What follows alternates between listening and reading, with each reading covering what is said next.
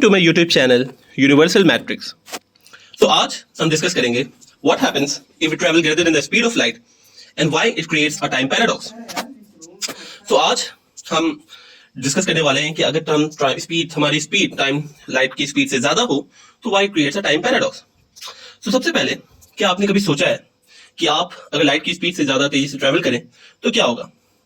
Realistically देखा जाए तो साइंटिस्ट का ये मानना है कि ऐसी कोई चीज है ही नहीं जो लाइट की स्पीड से ज्यादा तेजी से ट्रैवल कर पाए। इनफैक्ट अगर हम लाइट की स्पीड से ज्यादा तेजी से ट्रैवल करें तो हमारा मास इनफाइनाइट हो जाता है। That means will have infinite energy which will be required कि हम उस स्पीड पे जा पाए। तो जिसका डायरेक्टली मतलब ये होता है क्योंकि यूनिवर्स के पास कांस्टेंट एनर्जी है, सो अगर हमें इनफाइनाइट एनर्जी की जरूरत है, that means it questions our existence, our universe existence. और अगर यूनिवर्स की एग्जिस्टेंस को वो क्वेश्चन करता है, दैट मींस हमारा भी एग्जिस्टेंस नहीं है। That means it creates a paradox. In fact, there are many renowned universities जिन्होंने बहुत सारे विजुअलाइजेशन टेक्नोलॉजी पे वर्क किए और काम किया ताकि हमें एक रियलिस्टिक आइडिया मिल पाए कि what happens if we travel at a much faster वे।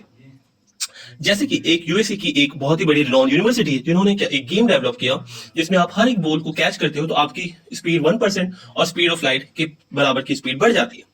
तो इसमें होता क्या है कि जब आप 20 बॉल्स कैच कर लेते हो देन एक ड्रास्टिक चेंज देखने को मिलता है। आपके आसपास के एनवायरनमेंट की कलर बदल जाती है, उसके शेप बदल जाते हैं, और ये चीजें होती हैं just because of Doppler effect. Doppler effect की वजह से पूरी तरीके से वेवलेंथ चेंज हो जाती है जिसकी वजह से आपको कलर्स डिफरेंट दिखने लगते हैं। एंड सिमिलरली लॉरेंस इफेक्ट की वजह से चीजें काफी ज्यादा कॉन्ट्रैक्ट होते हुए दिखी देती थी।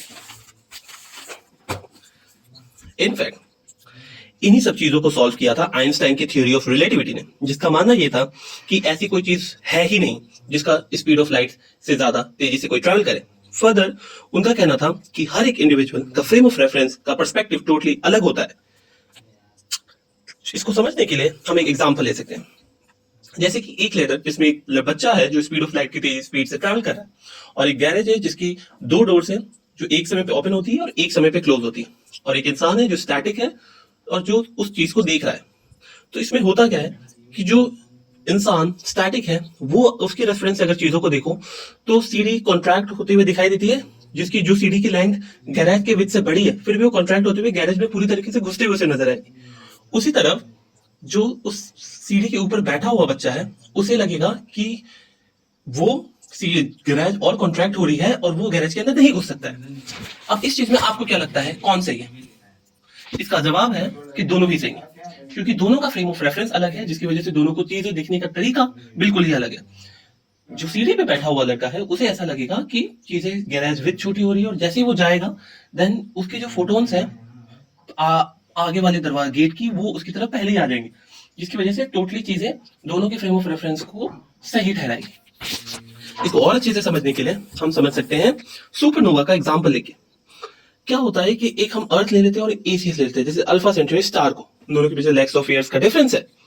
तो जब एक सुपरनोवा क्रिएट होता है तो होगा क्या, ऑर्डर ऑफ इवेंट्स को अगर हम देखें तो सबसे पहले सुपरनोवा क्रिएट होगा, फिर वो अर्थ के पास जाएगा, एंड लेट्स सपोज यहाँ पे हम क्या करते हैं कि एक सैटेलाइट को डेवलप करते हैं जो स्पीड ऑफ लाइट से भी ज्यादा तेजी से ट्रैवल करती है और मैसेज को एसीएस की तरफ पहुंचाती है। अब हम चीजों को देखें तो सबसे पहले सुपरनोवा होगा, अर्थ में सुपरनोवा सबसे पहले दिखेगा, फिर उसका मैसेज हम सीधा एसीएस को भेजेंगे एंड देन एसीएस को चीजें दिखेंगी। इसमें हम एक और फ्रेम ऑफ रेफरेंस डालते हैं जो कि सैटेलाइट है, जो कि स्पीड ऑफ लाइट से कम स्पीड पे ट्रैवल करती है। अब इस केस में चीजें बिल्कुल अलग होंगी।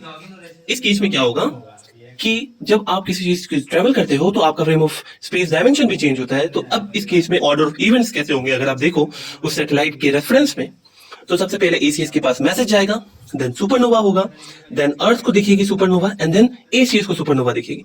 तो इसमें चीजें क्या हो रही हैं, पहले इफेक्ट हो रहा है फिर कॉज हो रहा है, जो कि टोटली चीजों को गलत डायरेक्शन में लेके जा रहा है।